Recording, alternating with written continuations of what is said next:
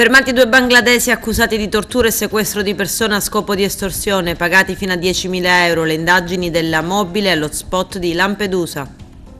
Il sindaco di Aragona, dopo la condanna per abuso d'ufficio, non si dimette ma aspetta di essere sospeso dalla prefettura e intanto nomina nuovo assessore, sfiducia il suo ex vice sindaco.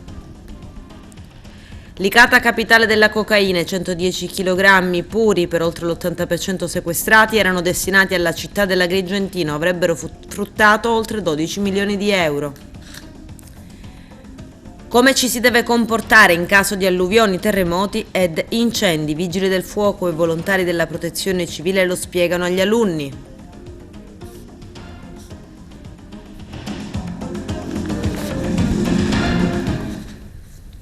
Bentrovati gentili telespettatori al nostro appuntamento con l'informazione. 2 bangladesi di 32 e 24 anni sono ritenuti responsabili dei reati di tortura, associazione a delinquere, sequestro di persona a scopo di estorsione e favoreggiamento dell'immigrazione.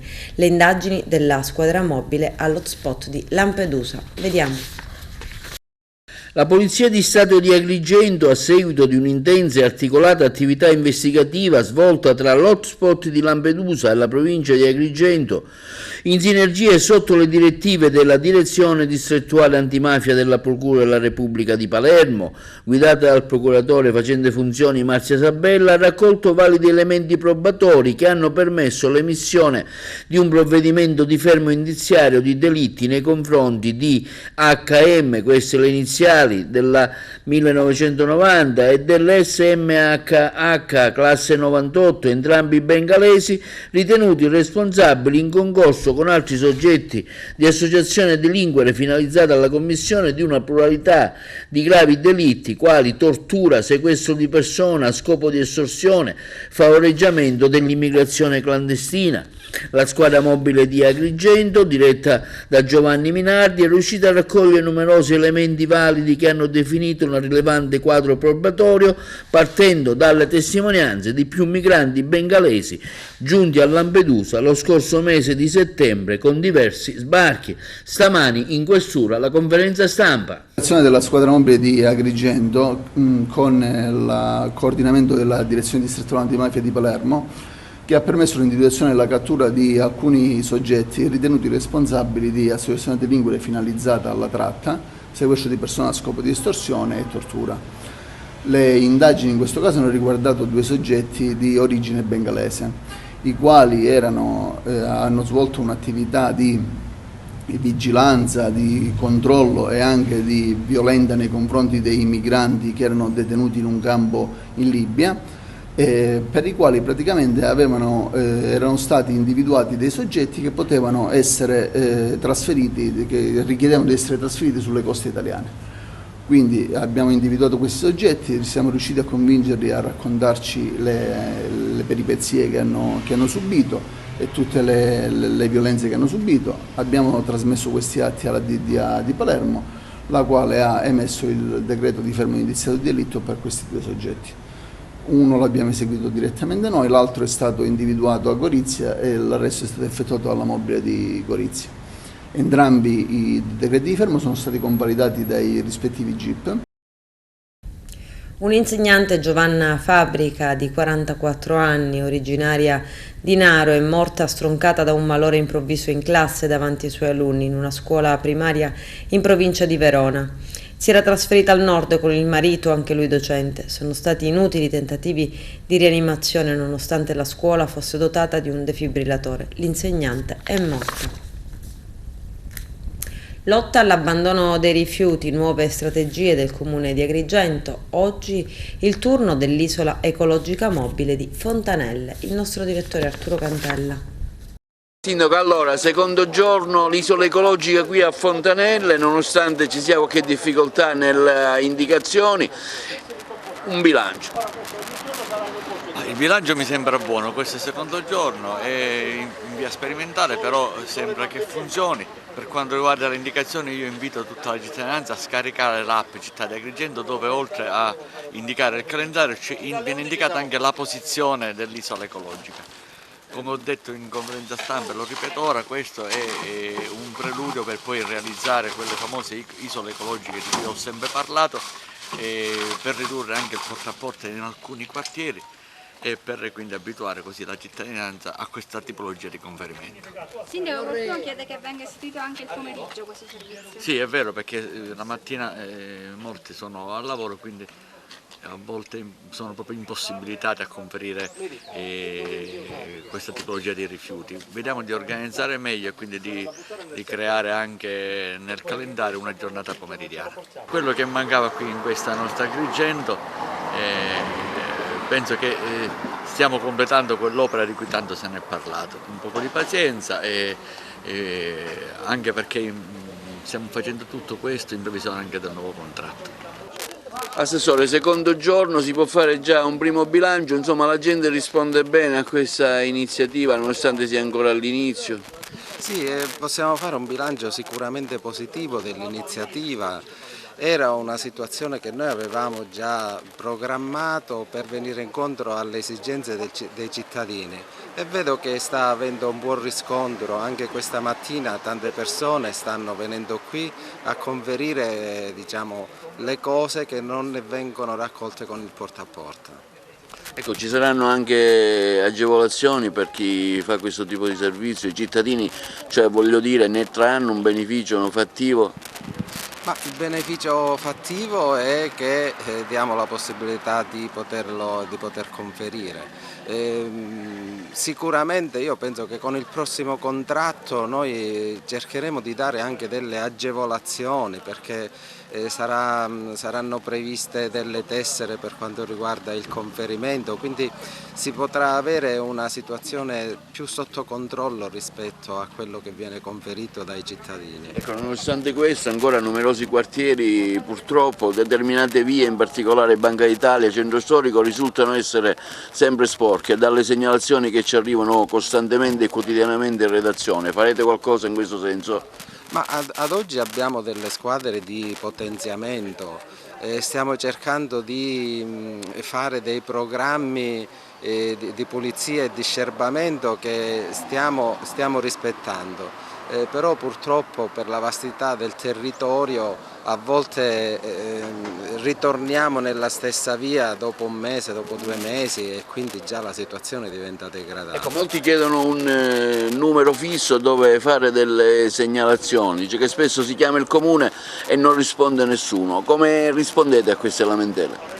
Ma guardi, noi all'ufficio di gabinetto riceviamo segnalazioni e rispondiamo regolarmente. Poi c'è anche un numero verde dove praticamente i cittadini possono chiamare e segnalare i disservizi. Oltretutto riceviamo segnalazioni anche attraverso la app che ha il comune e cerchiamo di dare delle risposte adeguate. Sindaco, per ciò che riguarda i tombini, stiamo vedendo che già il maltempo è iniziato, la forte pioggia, molti si lamentano che le zone, i tombini insomma, non sono puliti, non sono spurgati e quindi si creano difficoltà nello scarico delle acque piovane.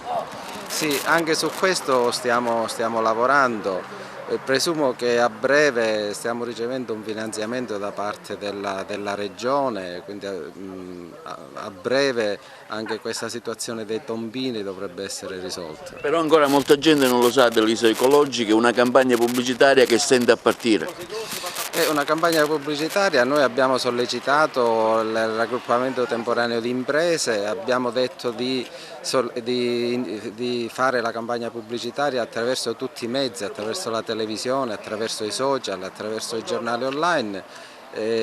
Se ancora non è partita lo solleciteremo. Daniele, come valuta questa iniziativa? Lei è un abitante qui di Fontanelle e poi insomma, rappresenta anche Legambiente, per cui ci può dare anche una sua interpretazione del servizio, un suo soddisfacimento o meno? Allora, questo sicuramente è un miglioramento del servizio che abbiamo visto in questi anni, già secondo me ci sono ottime risposte, ottimi riscontri da parte della popolazione. Naturalmente il fatto che giri per i quartieri invoglia le persone, è molto più comodo per conferire, quindi spero e sicuramente questa cosa avverrà, si ridurranno i rifiuti abbandonati, soprattutto i rifiuti molto inquinanti come appunto sono i rifiuti da apparecchiature elettriche ed elettroniche, che è quelle che sto conferendo in questo momento. Senti, dovresti fare un suggerimento agli amministratori e all'azienda per migliorare eventualmente qualcosa, cosa potresti dire? Allora, in questo momento il consiglio che si può dare, ma questo già i tecnici lo sanno, sì, è cercare di capire quali sono le esigenze dei vari utenti. Soprattutto in questo momento stiamo cercando di capire quali sono i rifiuti che la gente porta. Per migliorare vuol dire per capire ad esempio le lampade che sono quelle a LED ma anche quelle con i tubi fluorescenti non vanno messe nel secco residuo, ma andrebbero appunto conferite in maniera a parte, per evitare che appunto le componenti inquinanti di questi apparecchi vengano poi non trattate adeguatamente.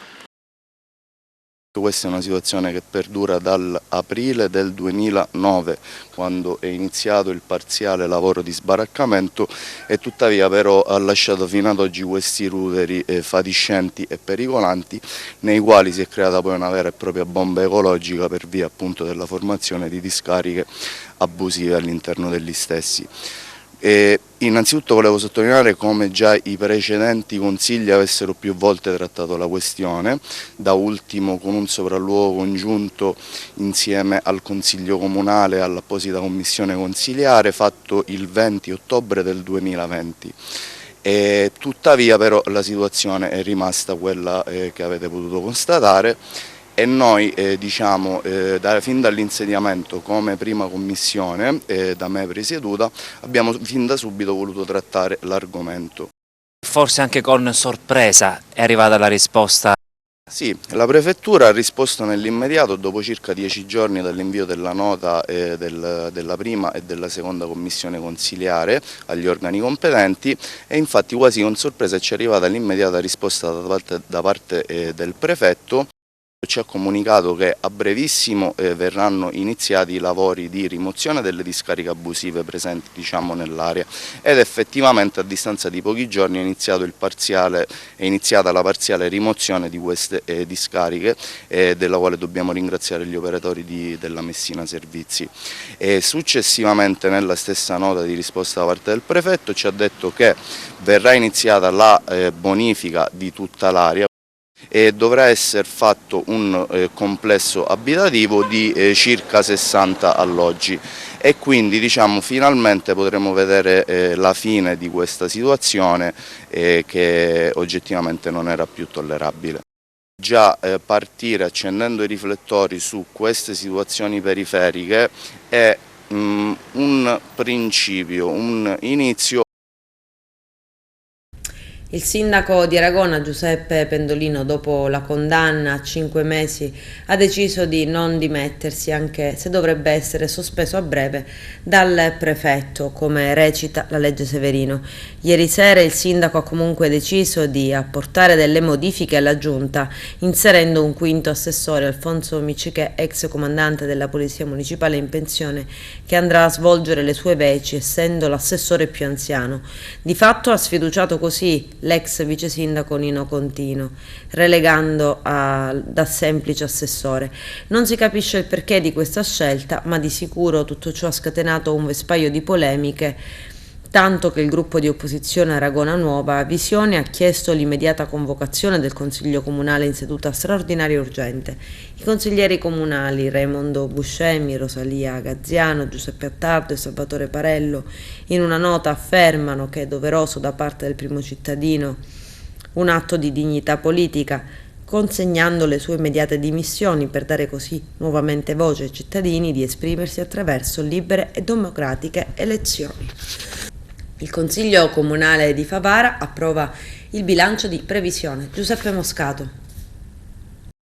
Il Consiglio Comunale di Favara, tornato a riunirsi ieri sera dopo la pausa estiva, ha approvato all'unanimità dei presenti, 20 su 24, il bilancio di previsione finanziario 2020-2022, sul quale pesava la diffida da parte del commissario ad acta nominato dall'assessorato regionale agli enti locali proprio per il ritardo sui tempi previsti per la sua approvazione.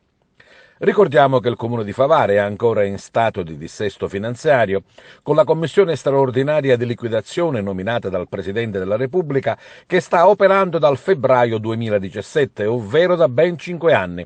Un tempo ancora non sufficiente a ripianare i conti, pagare i debiti e ripartire in normalità finanziaria. Per essere a passo con i tempi, il Comune di Favara deve ancora approvare il bilancio 2021-2023 e quello attuale relativo al 2022-2024. Trattandosi del bilancio relativo all'annualità 2020-2022, è stata più una presa d'atto che una vera e propria programmazione finanziaria dell'ente. Non c'è stato un vero e proprio dibattito in aula, ma non sono mancate le polemiche con il consigliere Giuseppe Lentini, che ha parlato di atti artefatti. Il bilancio previsionale 2020-2022 comunque è stato approvato all'unanimità dei 20 consiglieri presenti su un plenum di 24.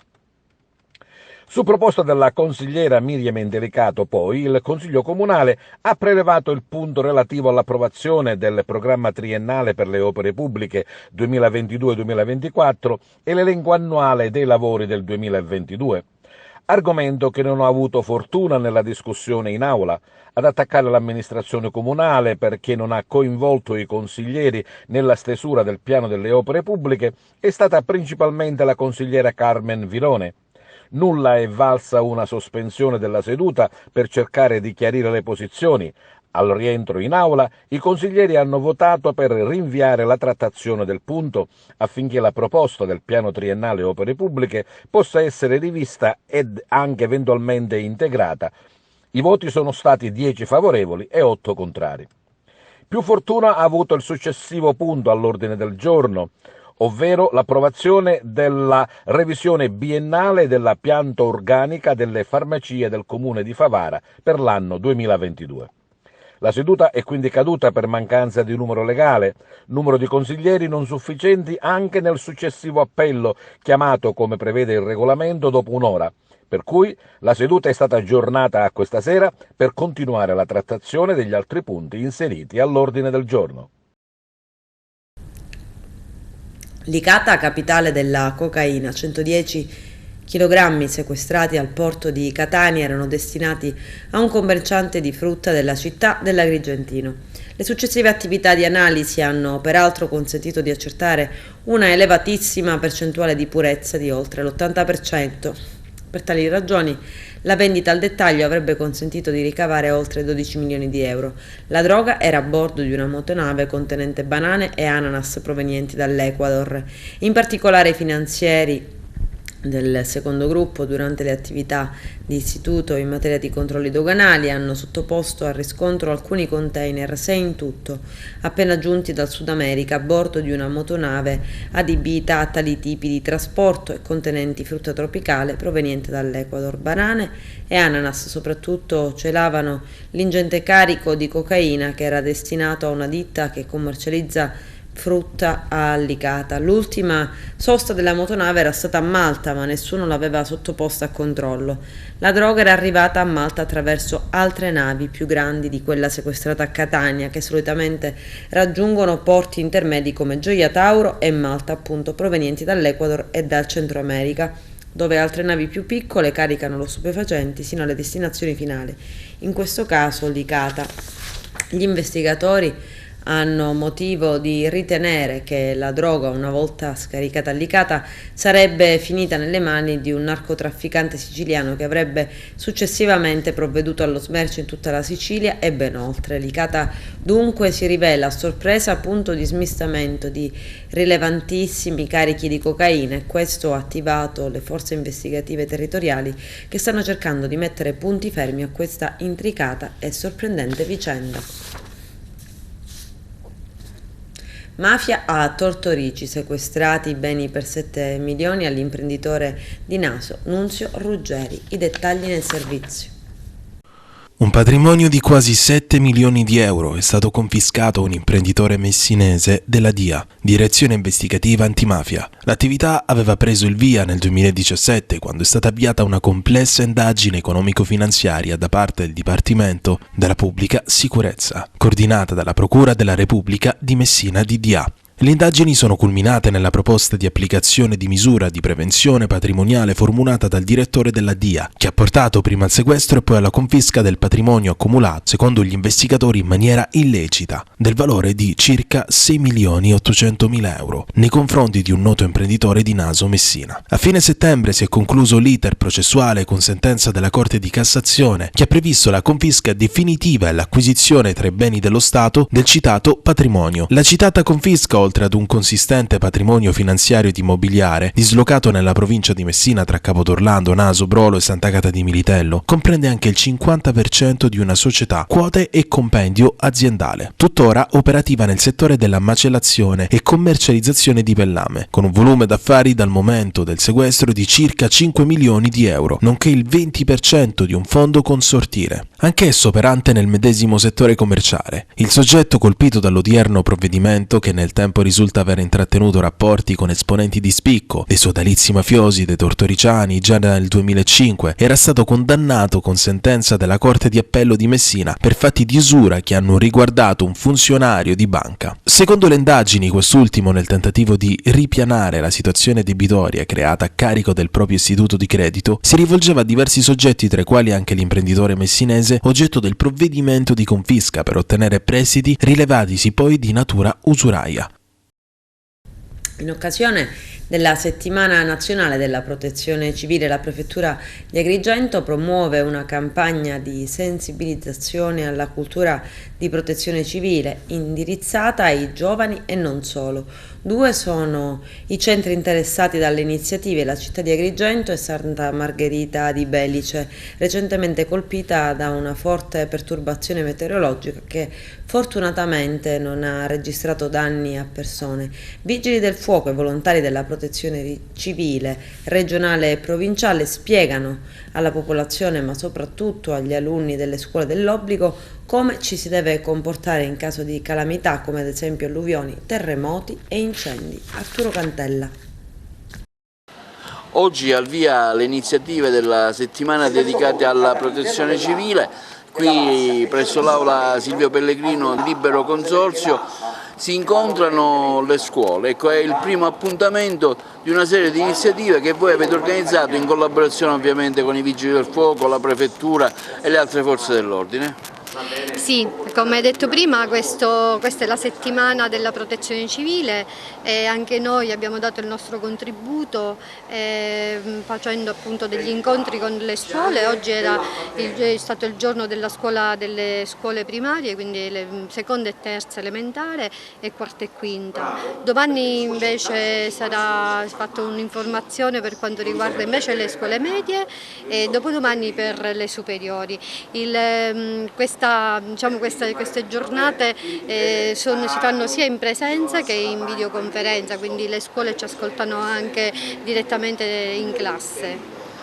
Stiamo vedendo che i ragazzi stanno ben rispondendo ai vari quesiti, ponendo loro anche delle domande a chi in questo momento sta facendo la lezione, che sono i rappresentanti dei Vigili del Fuoco.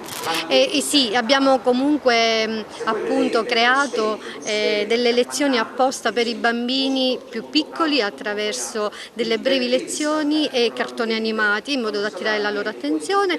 Invece con i ragazzi, appunto i bambini un po' più grandi delle quarte e quinte elementari, c'è questo dialogo comunque diretto e in questo momento con i Vigili del Fuoco. Ecco, quali sono le scuole che partecipano oggi all'iniziativa? Le scuole sono un po' tutte le scuole della provincia. Oggi sono le scuole elementari appunto della provincia, domani saranno le scuole medie e dopodomani le scuole superiori. Una giornata importante per la settimana dedicata alla prevenzione. Ecco, stiamo vedendo che i ragazzi stanno ben rispondendo, facendo addirittura dei quesiti ai vigili del fuoco sui vari incidenti domestici. È una giornata sicuramente molto importante, di una grande validità, i bambini sono interessati, stanno interagendo e seguendo veramente con attenzione tutto quanto viene spiegato in maniera semplice e completa. Ecco, voi avete aderito all'invito della prefettura che ha fatto a tutte le scuole, quindi diciamo un'iniziativa importante questa, no? L'iniziativa è molto importante, la nostra scuola è sempre pronta ad accogliere le iniziative provenienti dal territorio che abbiano sicuramente una grande validità come questa. Al via oggi la settimana dedicata alla protezione civile, come già annunciato in una conferenza stampa in prefettura, oggi voi iniziate nelle scuole, insomma una settimana intensa. Quanto è importante fare questa prevenzione? Oggi iniziate addirittura con i ragazzi delle scuole elementari. Sì, questa è un'attività intanto molto importante per spiegare ai più piccoli, quindi ai bambini e ai ragazzini, l'importanza della sicurezza. Questo è un percorso che inizia oggi, durerà 3 giorni, fino a venerdì poi a Santa Margherita di Belgio presso il nostro distaccamento.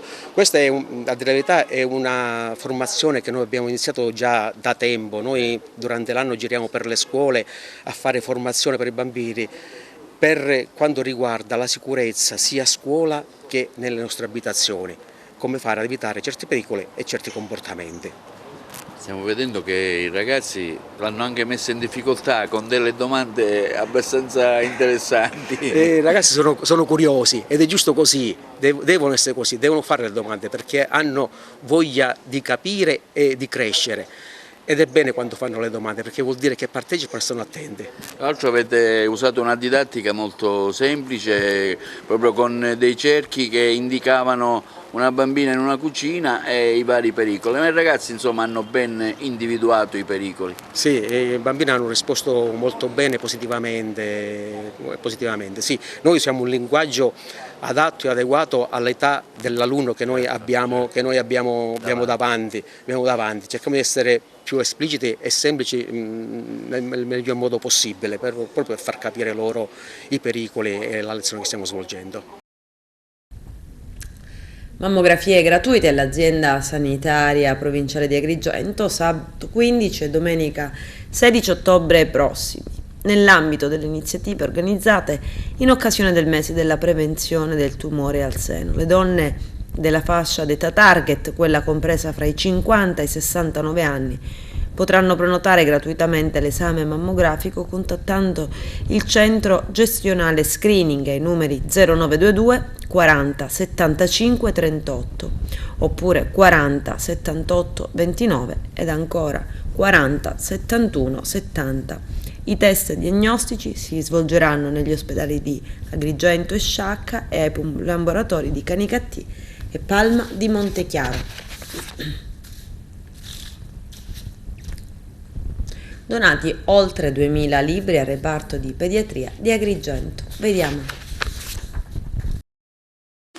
Ci troviamo presso il reparto pediatria dell'ospedale di Agrigento diretto dal dottore Gramaglia. Ecco, per annunciare che continuano le donazioni, le beneficenze da parte di soggetti agrigentini. Oggi è la volta di alcuni libri che hanno donato alcune librerie. Dottore Gramaglia. Per la verità è il 5° anno che la libreria Giunti del centro commerciale ha un'iniziativa che è fatta in pratica dai nostri concittadini. I nostri concittadini vanno alla libreria Giunti, comprano dei libri che sono di interesse personale e poi vengono sollecitati a contribuire per creare una bellissima libreria nel reparto di pediatria e con questo modo di contribuire ci siamo fatti nel reparto di pediatria una bellissima libreria, anzi abbiamo contribuito nel periodo della pandemia a donare a tutti i bambini che si facevano il vaccino per quanto riguarda il Covid, abbiamo donato dei libri e i bambini facevano la vaccinazione ma erano contenti di ricevere il libro. Tutto questo si è potuto organizzare grazie ai permessi della triade strategica, grazie al contributo dell'AVULS che vigila sempre sui nostri bambini permettendo anche un itinerario non troppo triste nel nostro reparto fatto è una collaborazione, diciamo, con la società civile, Librerie Giunti, AFP, che ti permette di fare questi regali ai nostri piccoli bambini. Dal punto di vista medico, qual è la situazione attualmente il reparto pediatria? Diciamo che in un momento in cui stanno continuando ad alzare le percentuali di Covid, che indicazioni ci può dare, dottore Gramaglia? Ma guardi, noi dal 2021, marzo 2021, abbiamo gestito pure Covid ad Agrigento, evitavamo i trasferimenti del reparto di malattie infettive di Palermo. Questo fatto ha creato una disponibilità di posti letti, ne avevamo e ne abbiamo tuttora 4 posti letti nel reparto di pediatria per bambini Covid. In realtà casi gravi non abbiamo visto, un unico caso abbiamo trasferito a Palermo che aveva problemi respiratori, ma per il resto tutta patologia trattabile e senza particolari complicazioni. Presidente, un'azione importante, un'azione sociale importante, lei fa un invito esteso ai tanti che si vogliono associare alla vostra azione di volontariato e di solidarietà. Cosa ne devo fare? Devono fare, noi siamo su Facebook, abbiamo il numero di telefono, abbiamo la segreteria di fronte alla chiesa, tutti quelli la chiesa dell'ospedale San Giovanni di Dio, tutti quelli che vogliono venire con piacere, noi siamo qua ad accogliere tutti i volontari a braccia aperte. Magari c'è gente che non sa come fare, ma che vuole mettere a disposizione anche parzialmente il proprio tempo, giusto? Sì, assolutamente, ognuno di noi può mettere il minimo di tempo, non c'è bisogno assolutamente di impiegare tantissimo tempo. Noi comunque siamo sul volontariato a Volsea, Agrigento, su Facebook, tutti quelli che ci vogliono trovare ci troveranno tranquillamente. Dottor Zappia, oggi un evento importante, la donazione di alcuni libri nel reparto pediatria, segno di una città generosa che dona e che vuole il sorriso verso i più deboli, in questo caso verso i bambini.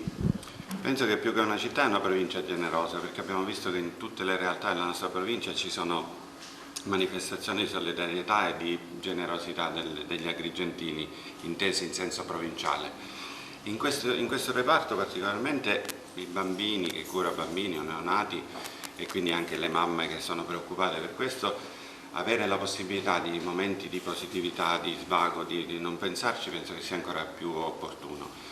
Abbiamo il personale sanitario che, con tutte le difficoltà che sappiamo, personale sanitario significa medici, infermieri, anche volontari che vedo qua presenti, fanno di tutto per rendere più gradevole il tempo, speriamo limitato, in cui i bambini e la famiglia stanno qua. Però queste cose aiutano a pensare bene, a pensare che oltre a tutte le cose che non vanno ce ne sono anche tante altre che vanno bene. L'attenzione verso le strutture ospedaliere prosegue a 360 gradi. Non penso che sia fermata, ha avuto ovviamente un rallentamento del Covid perché siamo stati tutti, ma ora non ne parliamo più come, diciamo, tra virgolette, impegno forte. Sappiamo che stanno risalendo i casi, però oramai abbiamo 2 anni di esperienza, quindi adesso si sta lavorando sia dal punto di vista strutturale che tecnologico, anche come personale. Abbiamo i concorsi che ripartono fine mese sia per primario che per medici e tante altre cose da fare, ma le stiamo facendo, non si sta fermando nessuno. In merito al Covid la curva epidemiologica sta aumentando, ecco, in questo caso si ritorneranno alle vaccinazioni, cosa farete come ASP? Adesso riprenderanno le vaccinazioni, così come dice lei, riprenderanno, è una bella parola. Abbiamo numeri che veramente sono risibili, no? Ma è da agosto fine luglio che abbiamo 200, 300, 400 vaccinazioni a settimana. Questa ASP ne faceva 6.000 al giorno, se vi ricordate. Certo, oggi c'è da dire che tanta gente che prende il Covid neanche lo denuncia per non evitare limitazioni. Il vaccino, adesso stiamo aspettando il nuovo vaccino, non la 4ª dose, perché sappiamo che la dose attuale è nuova, quindi è fatta con la biotecnologia, come sappiamo. Quindi sono stati variati quei loci, quei punti che vanno a contrastare Omicron 4 e 5, quindi io invito tutti a farlo, non lo so, vediamo come prenderà. Insomma c'è un momento di incertezza questo passaggio al nuovo vaccino, però dico, è importante anche, specialmente per le persone più fragili di una certa età, fare. Io l'ho detto nel nostro resoconto settimanale sulla pandemia.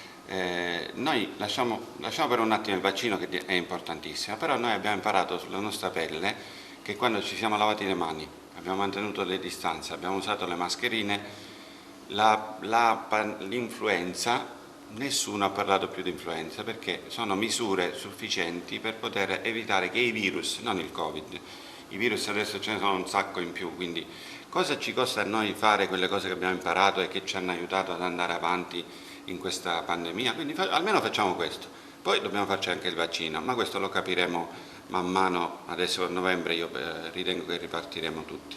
Il vaccino Covid non esclude quello anti-influenzale, no? No, addirittura ci sono delle formulazioni che le fanno nella stessa somministrazione, quindi sono nella stessa famiglia, un ceppo della stessa famiglia, ovviamente sono diversi come patogenicità, perché uno prende le alte vie aeree, l'altro ha preso le basse vie aeree con le complicanze della prima ondata, prima e seconda. Poi adesso diciamo che poi i virus cercano di adattarsi per sopravvivere loro, anche se fanno meno male, mutano per essere più contagiosi, quindi la prendiamo, non abbiamo quasi nulla, però siamo positivi. Però l'importante è non vedere più quelle TAC che abbiamo visto, TAC polmoni che abbiamo visto durante la prima ondata. Ecco, cosa vi spinge a fare questa donazione da diversi anni, come diceva il dottore Gramaglia, al reparto della pediatria? Allora, da diversi anni la Giunti si è prese questo carico di dare questi libri in donazione all'ospedale, quindi al reparto di pediatria. Noi il nostro impegno, soprattutto come librai, è quello quando le persone vengono in libreria nel periodo di agosto, quando noi effettuiamo questa raccolta, cerchiamo di spingere le persone, comunque cercare di invogliare le persone a donarci questi libri che poi raccogliamo e portiamo al reparto di pediatria. Ovviamente non sono soltanto gli agrigentini, ma sono tutti quelli del circondario, i turisti che vengono, e per noi è veramente un lavoro estenuante, però lo facciamo veramente con piacere. Signora, ogni libro ha una dedica, ci hanno detto un particolare importante. Sì, fondamentale per noi far lasciare una dedica ai bambini, soprattutto che donano questi libri ai bambini, perché si sentono più partecipi, più felici di fare questa donazione, quindi cerchiamo anche di includere i bimbi nelle donazioni. Dottor Maurizio Montalbano, direttore del Dipartimento Salute Mentale dell'ASP di Palermo. Qual è l'impegno dell'ASP nel campo della salute mentale? Questo è un anno importantissimo per la salute mentale, perché dall'anno scorso siamo riusciti ad attivare, grazie all'impegno della direzione strategica, il budget di salute, per cui c'è una discreta quantità di denaro che noi possiamo utilizzare per la riabilitazione dei pazienti, per il lavoro dei pazienti. Faremo infatti delle borse da lavoro e dei percorsi terapeutici individuali anche domiciliari. Va detto però che la salute mentale soffre gravemente della mancanza di specialisti, non ci sono psichiatri, i nostri reparti si vanno deuperando sempre di più, e io ricordo a me stesso e a voi che il problema grosso dell'ASP è che dobbiamo coprire da Corleone a Petralia passando per Partinico, e oggi gli psichiatri, gli specialisti in generale possono scegliere ed è estremamente complicato riuscire a mandare in questi posti di periferia il personale. Altro grosso problema di cui dovremo occuparci e di cui stiamo in qualche modo già prendendo atto e occupandoci sono le nuove droghe, mi viene a pensare al crack, che meritano un impegno massivo da parte di questo Dipartimento che si occupa anche di dipendenze patologiche. Celebrata anche ad Agrigento il 9 ottobre scorso la 72esima edizione della giornata delle vittime degli incidenti sul lavoro. Arturo Cantella. L'ANMIN, l'Associazione Nazionale Invalidi sul Lavoro, ha celebrato domenica la 72esima giornata nazionale per le vittime di incidenti sul lavoro, sotto l'alto patronato del Presidente della Repubblica.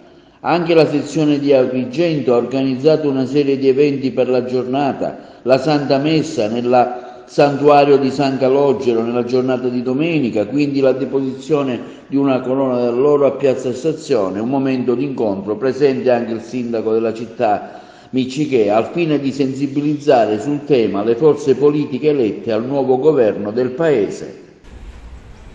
Come 10 anni fa, ancora oggi, ogni giorno in media 3 lavoratori non tornano dalle famiglie. Sul nostro territorio la situazione non è migliore.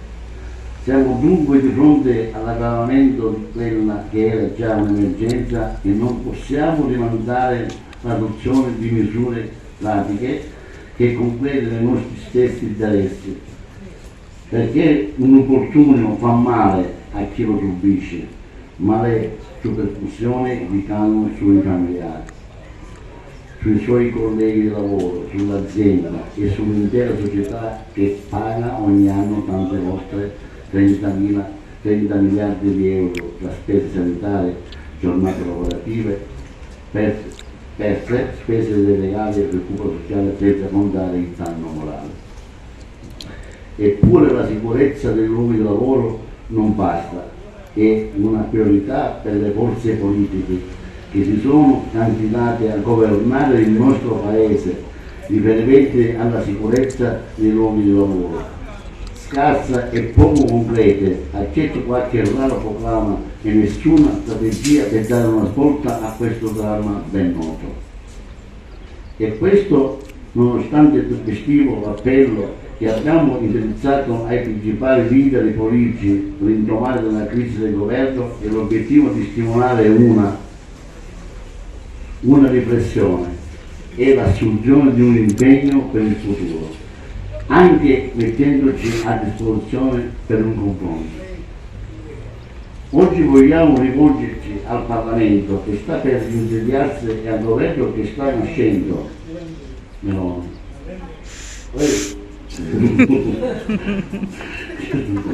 La sicurezza dei nostri lavoratori deve tornare a essere una priorità per il nostro Paese. Dobbiamo fermare a tutti i costi la strage che si sta consumando sotto i nostri occhi.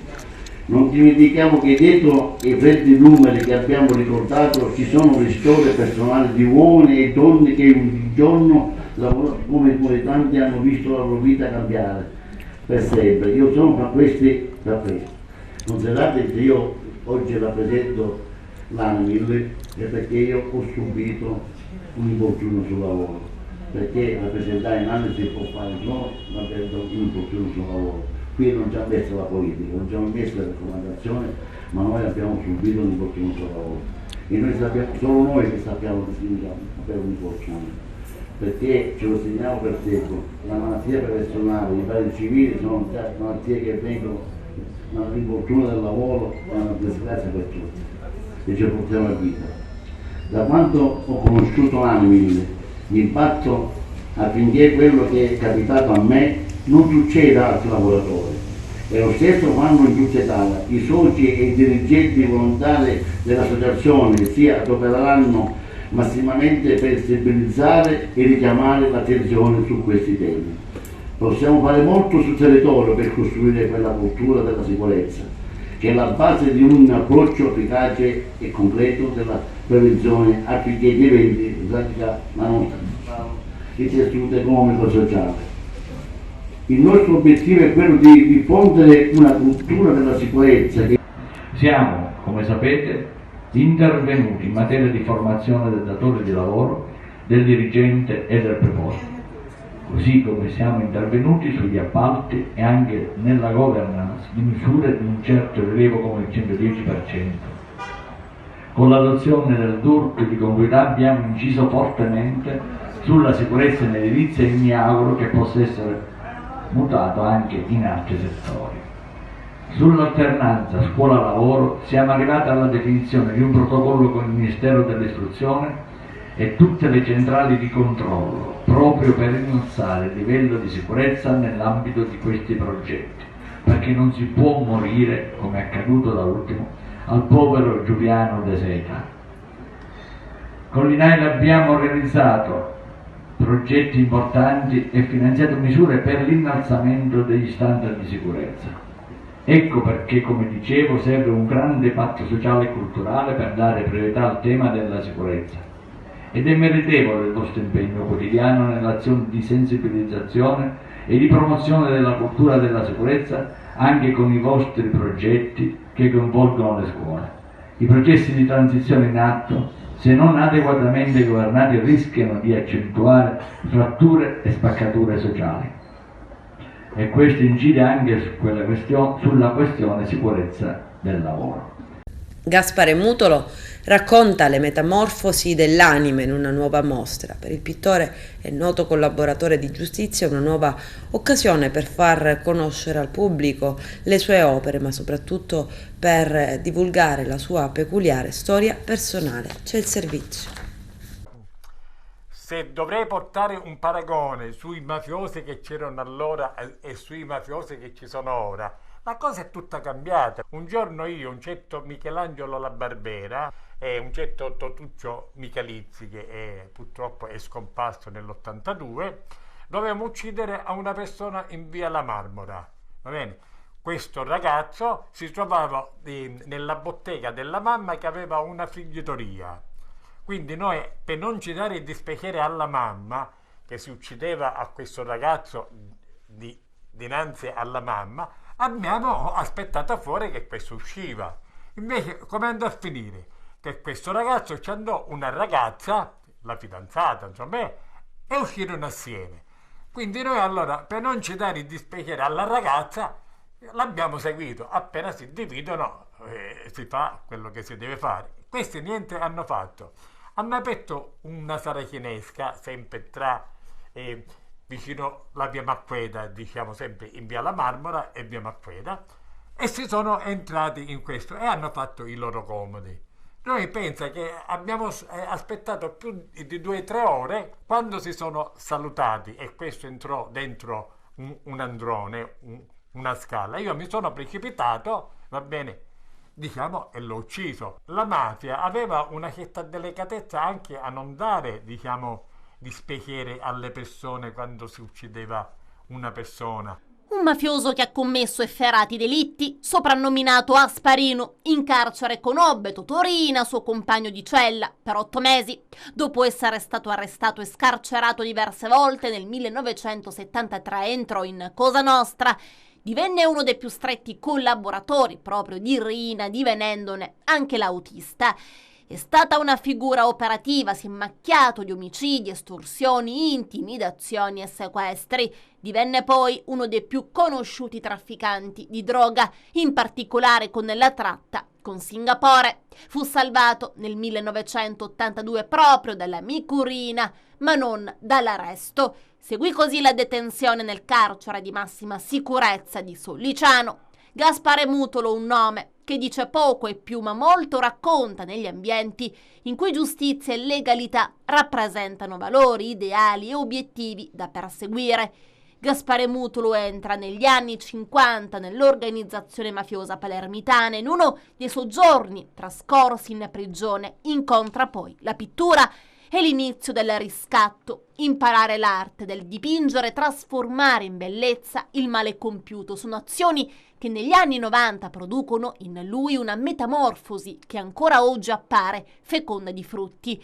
Si può, in quest'era così controversa, credere che la bellezza e l'arte possano rivestire il ruolo di strumenti necessari per educare soprattutto i giovani a vivere ed operare nella legalità? Beh, lo dimostra la lettura delle opere di Gaspare Mutolo esposte presso il laboratorio Campagna Bellezza del Creato nei locali del Santuario di Madonna dell'Arco. Opere che compongono una personale, la cosiddetta metamorfosi dell'anima che tale di nome e di fatto. Gaspare Mutolo infatti attraverso la pittura si racconta senza infingimenti e altrettanto sinceramente racconta gli anni trascorsi nella organizzazione siciliana ed evidenzia elementi che più di altri lo indussero a riflettere e meditare fino a diventare un collaboratore di giustizia, prima con Giovanni Falcone, poi con Paolo Borsellino. Il brutto che ogni forma di illegalità inevitabilmente porta con sé si trasforma in forme, colori, immagini che comunicano come si possa cambiare realmente anche quando il male ci ha toccati in modo profondo. Con questo è tutto, termina qui l'edizione del telegiornale. Grazie per la gentile attenzione e per essere stati con noi. A presto.